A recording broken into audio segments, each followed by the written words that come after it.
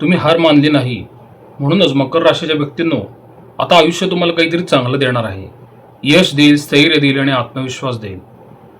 मकर राशीच्या बाबतीत एक लक्षात घ्या, कधी तुम्हाला असं वाटलंय का की तुम्ही खूप मेहनत केली आहे पण परिणाम मात्र दिसला नाही? आणि कधी असंही वाटलं असेल की तुमचं नशीब जणू थोडंसं उशिरा चाललं होतं, पण त्या परिस्थितीत मात्र पण तुम्ही थांबलेलं नाहीये. आजचं थोडंसं विश्लेषण माझं वेगळं आहे, कारण आता तो काळ सुरू होतोय जिथे तुमची वर्षानुवर्षांची मेहनत, तुमचा संयम आणि तुमची शांतपणे केलेली वाटचाल हळूहळू फळ द्यायला सुरुवात करणार आहे. मकर रास कसं आहे, तुमच्या आयुष्यात आता एका नव्या टप्प्याला सुरुवात होत आहे. हा टप्पा आहे स्थैर्याचा, आत्मविश्वासाचा आणि हळूहळू पण नक्की मिळणाऱ्या यशाचा. हे लक्षात ठेवा, तुम्हाला मिळणारं यश असं अचानक आलेलं नाहीये, पण ते इतकं मजबूत असेल की कोणीही ते तुमच्याकडून घेऊ शकणार नाही. म्हणूनच स्वतःवर विश्वास ठेवा, कारण आता काळ तुमच्या बाजूने वळतच आहे. मकर राशीसाठी हा काळ शांतपणे मजबूत प्रगती देणारा आहे. बाहेरून फार मोठा बदल दिसणार नाही, पण आतून तुमची जागा, तुमची ओळख आणि तुमचं महत्त्व वाढलेलं आहे. नोकरीच्या बाबतीत पण असं चांगलंच काहीतरी चित्र असणार आहे. म्हणजे तुमच्या कामाकडे आता गंभीरतेने पाहिलं जाईल. वरिष्ठांना तुमच्यावर विश्वास वाटायला लागेल. तुम्हाला दिलेली कामं आता महत्त्वाची आणि जबाबदारीची होत आहेत असंही जाणवल. प्रमोशन किंवा पदवाढीसाठी तुमचा एक चांगला पाया तयार झालेला आहे. म्हणूनच कसं आहे, तुमचं काम इतरांच्या नजरेत पण बसलेलं आहे.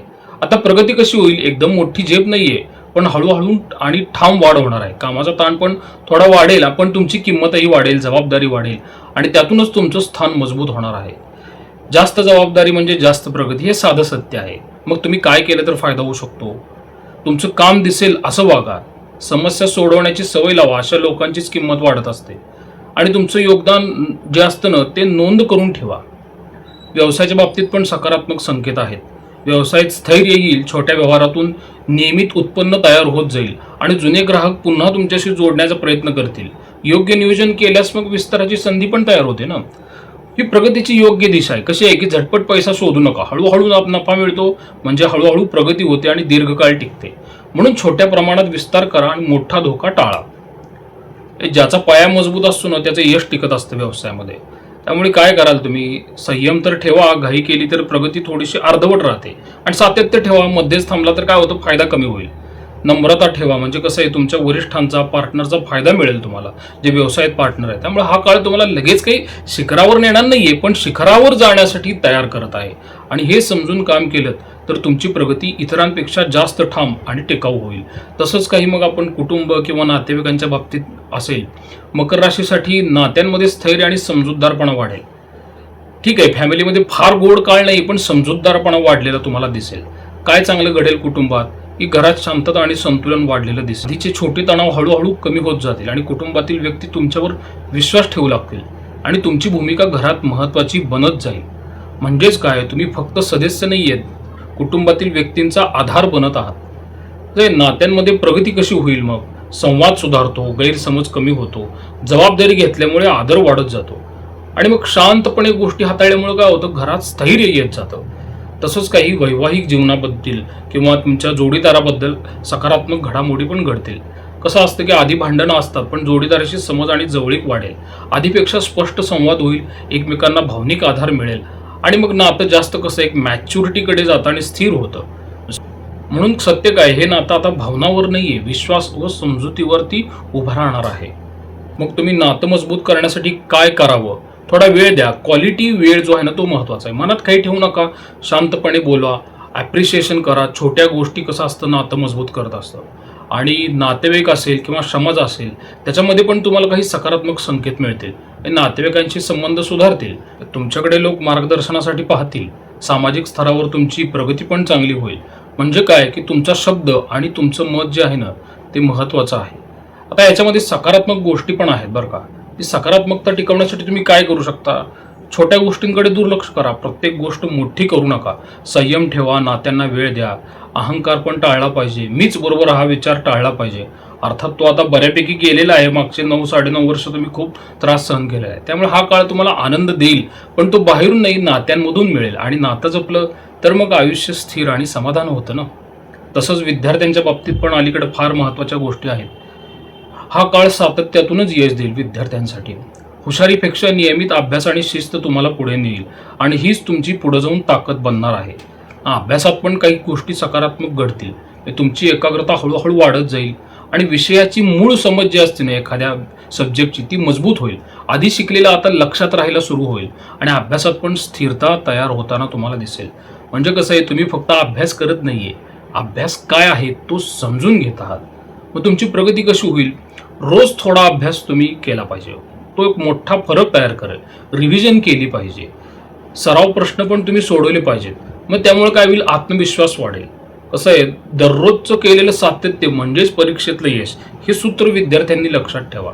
आणि जे स्पर्धा परीक्षांसाठी तयारी करतायत ना त्यांच्यासाठी पण स्थिर तयारी होईल असे संकेत आहेत. योग्य मार्गदर्शन पण मिळेल तुम्हाला आणि तुमची मेहनत इतरांपेक्षा वेगळी दिसेल. म्हणजे कसं आहे, तुम्ही काही गर्दीत हरवत नाहीये, गर्दीतून तुम्ही पुढे येत आहात.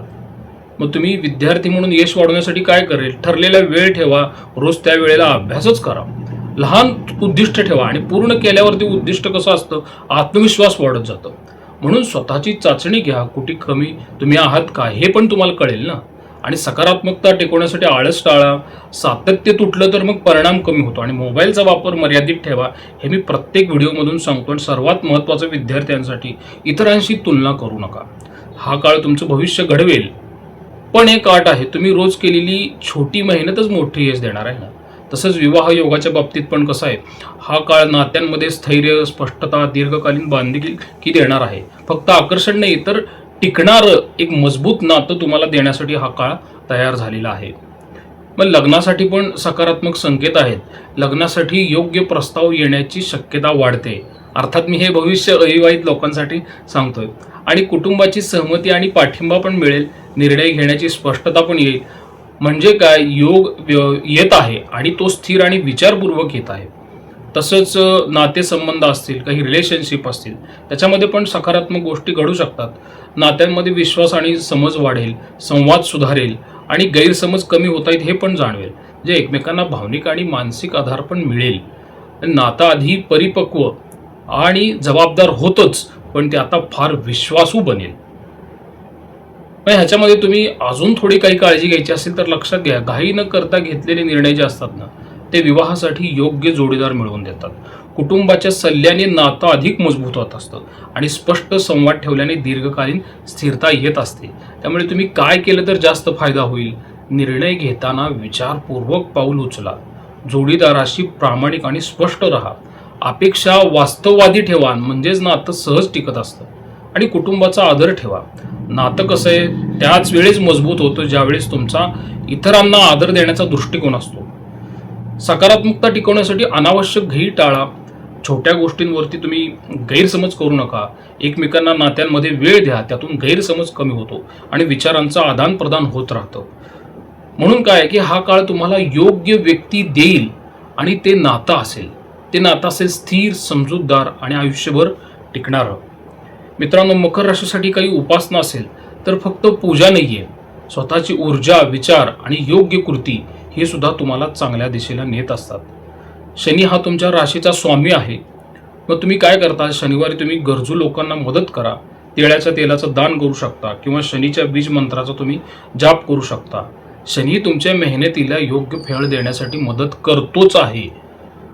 गुरुसाठी तुम्ही काय कराल?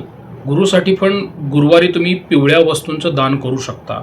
त्याचबरोबर गुरुच्या बीज मंत्राचाही जाप करू शकता. शिक्षक, वडीलधारी किंवा मार्गदर्शक ह्या व्यक्तींचा तुम्ही नितांत आदर ठेवा, जे की तुमचं गुरुबळ वाढेल आणि योग्य वेळी योग्य निर्णय घेण्याची बुद्धी पण त्यावेळेस तुम्हाला मिळेल. आणि मंगळासाठी तुम्ही काय करताल? मंगळाची ऊर्जा तुमच्यात असतानाच भरपूर आहे, पण तिला योग्य दिशा मिळायला पाहिजे. त्यासाठी तुम्ही हनुमान चालिसेचे जास्तीत जास्त पठण करत जा. त्यामुळे काय होईल? मंगळाची ऊर्जा योग्य दिशेला वापरली जाईल आणि तुमचा आत्मविश्वास वाढत जाईल. तुम्हाला स्वतःसाठी एक चांगला उपाय जर पाहिजे असेल तर लक्षात घ्या, साधा उपाय आहे. सगळेजण सांगतात रोज 10 ते 15 मिनिट ठरलेली दिनचर्या पाळा. निर्णय घेण्याआधी शांत विचार करा. मित्रांनो, सध्या शनीचं गोचर तुम्हाला माहीत आहे मीन राशीमध्ये आहे, पण मंगळाचं गोचर जे आहे ते मेष राशीतून सुरू झालं होतं.